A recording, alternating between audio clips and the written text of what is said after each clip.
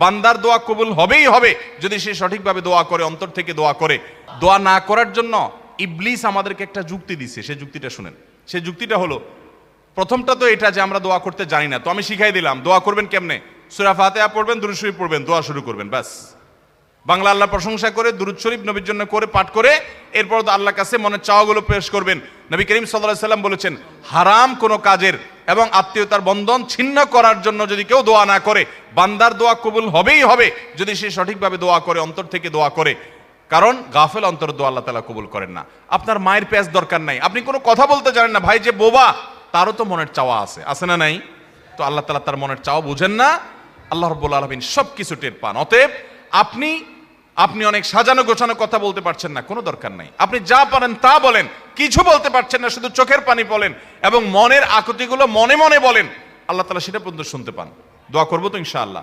আমাদের যদি মনে হয় যে না, আমরা তো গুনাহগার মানুষ, আমাদের দোয়া কি কবুল হবে, তাহলে বুঝতে হবে এটা ইবলিস আমাদেরকে দোয়া থেকে বঞ্চিত রাখার জন্য নেক্সট সুরতে ধোঁকা দিচ্ছে। মনে হচ্ছে আমরা বিনয়ী হচ্ছি, তাই না? যে আমি নিজেকে ছোট মনে করছি, আরে আমি গুনাহগার, আমার কি দোয়া কবুল হবে? এটা নেক্সট সুরতে দোয়া, ধোঁকা।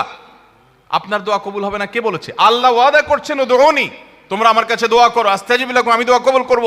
আর ইবলিস আপনাকে বলতেছে না না, তুমি গুনাহগার মানুষ, নামাজের ঠিক নাই, রোজার ঠিক নাই, তোমার দোয়া আল্লাহ কবুল করবে? এই জন্য আমাদের দ্বারা দোয়া করা হয় না। ভাইরা আমার, ইবলিসি আমরা শুনবো না। দোয়ার মাধ্যমে বান্দা লাভবান হয়, লাভবান হয়, লাভবান হয়। বান্দা যদি দোয়া করে সেটা তিন ভাবে কবুল হয়। কয় ভাবে কবুল হয়? তিন ভাবে। দোয়া যদি শর্ত পূরণ করে আপনি করতে পারেন, মিস হবে না। হালাল উপার্জনকারী দোয়া কবুল হয়। হারাম দিয়া দেহ গঠন হলে দোয়া কবুল হয় না। দোয়া কবুলের মূল শর্তই সেটা। এরপর দোয়া কবুলের শর্ত হলো যে সালাত সালাম পেশ করবেন নবী করিম সাল্লাল্লাহু আলাইহি ওয়াসাল্লামের প্রতি, আল্লাহর প্রশংসা নিবেদন করবেন। এর মাধ্যমে দোয়া করলে দোয়া কবুল হবে। ভাইরা আমার, আপনি যদি দোয়া করেন, নাম্বার এক, যা চাইছেন আল্লাহ তা আপনাকে দিবেন। এটা হলো দোয়া কবুলের একটা পদ্ধতি।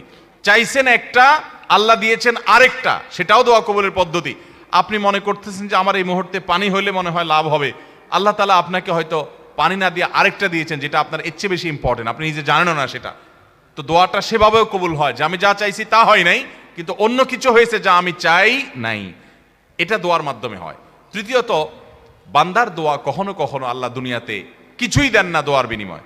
আল্লাহর কাছে চাইছে, আল্লাহ এটা দেন, আল্লাহ দেয় নাই, কিন্তু আখিরাতে আল্লাহ তাআলা তার জন্য সওয়াব রেখে দিয়েছেন। কারণ দোয়া বান্দার বৃথা যায় না।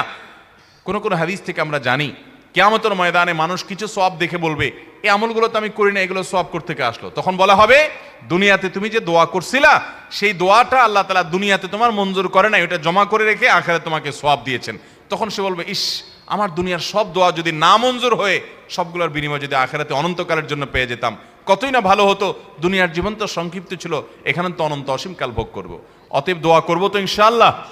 আমাদের মুর্দাদের জন্য আমাদের দোয়া করতে হবে, চোখের পানি ফেলতে হবে। ভাইরা আমার, বাবারা আমার, আমাদের দাদা দাদি, নানা নানি, তাদের বাপ দাদা, আমাদের নিজেদের আপন, আমাদের কাছের আত্মীয় স্বজন এবং আমাদের বাবা মা, আত্মীয় স্বজন সহ বন্ধু বান্ধব, পাড়া প্রতিবেশী, আরো যারা দুনিয়া থেকে চলে গেছেন, তাদেরকে আমরা যদি উপকার পৌঁছাতে চাই, আল্লাহর শপথ করে বলছি, সবচেয়ে বড় উপায়, সবচেয়ে বড় মাধ্যম হলো আপনি নিজে আল্লাহর কাছে একটু হাত তুলে চোখের পানি ফেলেন, নামাজ পড়ে 2 রাকাত, অথবা যখন আসেন, এমনকি বিনা ওযুতেও সম্ভব, আপনি ভোর রাতে নামাজের আগে পরে, অবসর সময়ে, শুক্রবারে, বিশেষ করে আসরের পরে শুক্রবারে বা যে কোনো সময় আপনি 2 হাত তুলে, অথবা হাত তোলার সুযোগ নাই, আপনি হাঁটছেন। আমি কিন্তু আমল করি ভাই। আমার বাবা দুনিয়া থেকে চলে গেছেন, গভীর রাতে মাহফিল শেষ করে বাসায় যাই, হঠাৎ বাবার কথা মনে পড়ে, আর সাথে সাথে আল্লাহর সাথে কথা বলা শুরু করে দেয়। আল্লাহ, আমার আব্বাজান আজকে বেঁচে থাকলে কত আমল করার চেষ্টা করতেন, কোনোদিন দেখি নাই আমার আব্বাজান রহমতুল্লাহ আলাইকে জীবনে একটা দিনও দেখি নাই যে কোরআন তেলাওয়াত ছাড়া তার দিনটা কেটেছে, কোনোদিন দেখি নাই। কোরআন তেলাওয়াত কোনোদিন করতে পারেন নাই সারাদিন ব্যস্ততার কারণে, রাতে এসেছেন বাসায় অস্থির হয়ে গেছেন, আমার কোরআন তেলাওয়াতটা করতে হবে। আমল কখনো ছাড়েন নাই। আল্লাহ, আজকে আর তিনি এগুলো কিছুই করতে পারছেন না, তার আমলের দুয়ার বন্ধ হয়ে গেছে চিরতরে। মালিক, তাহলে যেটা বলছিলাম, মানুষের মৃত্যুর পর মৃত মানুষের জন্য জীবিতরা সবচেয়ে বেশি যে করণীয়টা তাদের, সেটা হল দোয়া। বেশি বেশি দোয়া, উঠতে বসতে, চলতে ফিরতে, শুইতে খাইতে, এমনকি অজু অবস্থায়, বিনা অজু অবস্থায় হাত তুলে, হাত তোলা ছাড়া একাকী যখন আছেন, মনে মনে আল্লাহর সাথে কথা বলা শুরু করবেন। আল্লাহ, আমার এই প্রিয় মানুষটা দুনিয়া থেকে গেলেন, আমার এই আপন মানুষটা চলে গেছেন, আল্লাহ আপনি ছাড়া তার কেউ নাই, আল্লাহ আপনি তার প্রতি রহম করেন। মন খুলে দোয়া করব। এই দোয়া মুর্দার জন্য কি পরিমাণ উপকার হয়, ইবনে মাজার যে হাদিসটা আমি শুনিয়েছি সেখান থেকে আমরা জানলাম। আল্লাহ আমাদেরকে আমল করার তৌফিক দান করুন।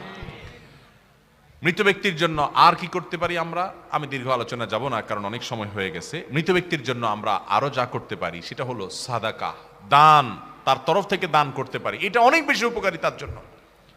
আয়েশা রাদিয়াল্লাহু তাআলা আনহা থেকে বর্ণিত হাদিস আমরা জানতে পারি, এক ব্যক্তি এসে বলছেন, ইয়া রাসূলুল্লাহ, আমার মা মারা গেছেন, আফা আতাসাদ্দাকু আনহা, আমি কি তার তরফ থেকে সাদাকা করতে পারি?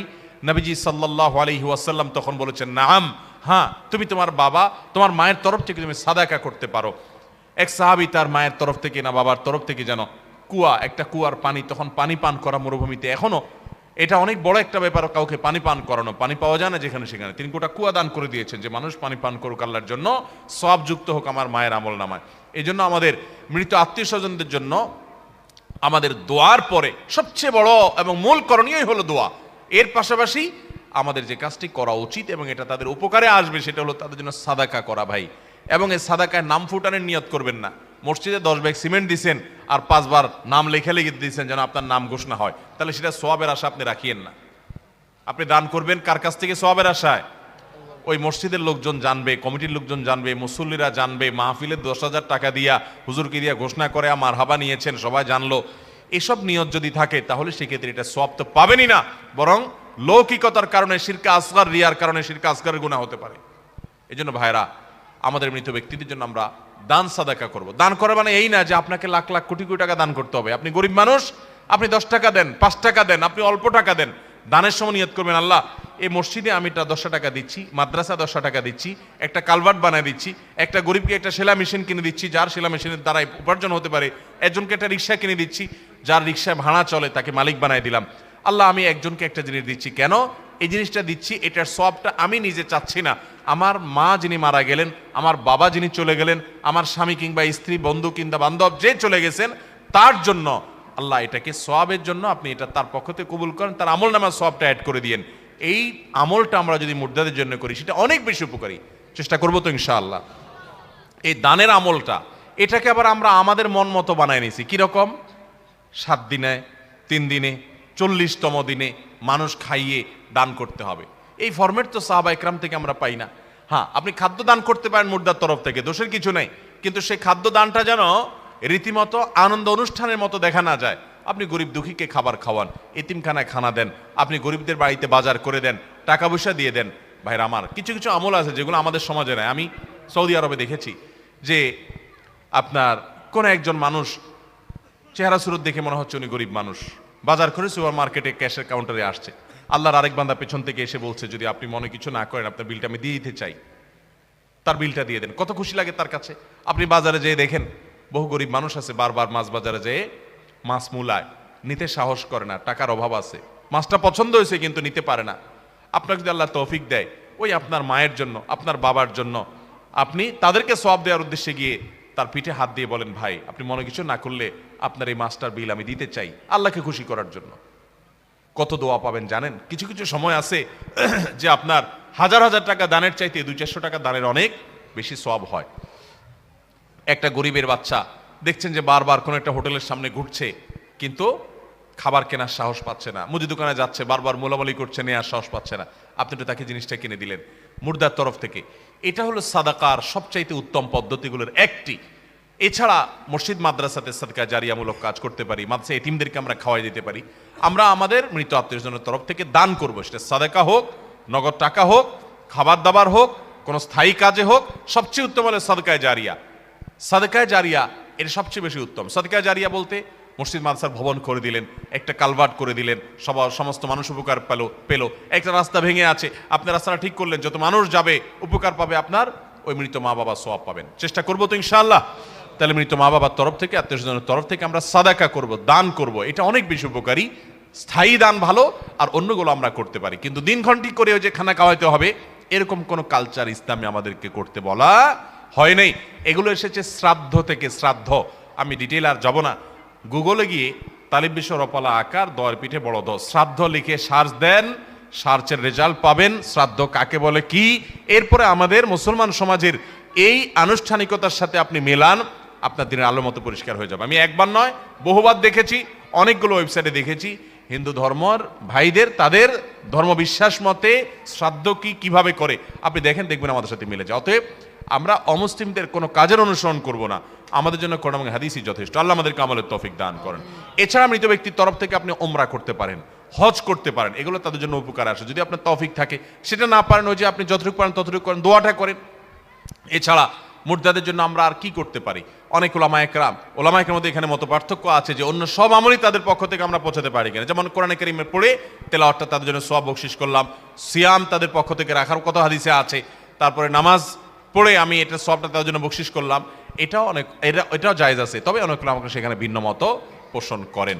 তো আমরা মুর্দাদের জন্য বেশি বেশি করে, বিশেষ করে দোয়া এবং সাদাকা, এর পাশাপাশি অন্যান্য যে আমালগুলো সওয়াব রেচানি করা যায় সেগুলো আমরা বেশি বেশি করব, চেষ্টা করব। তো ইনশাআল্লাহ আল্লাহ তাআলা আমাকে আপনাকে আমাদের সবাইকে আমল করার তৌফিক দান করুন।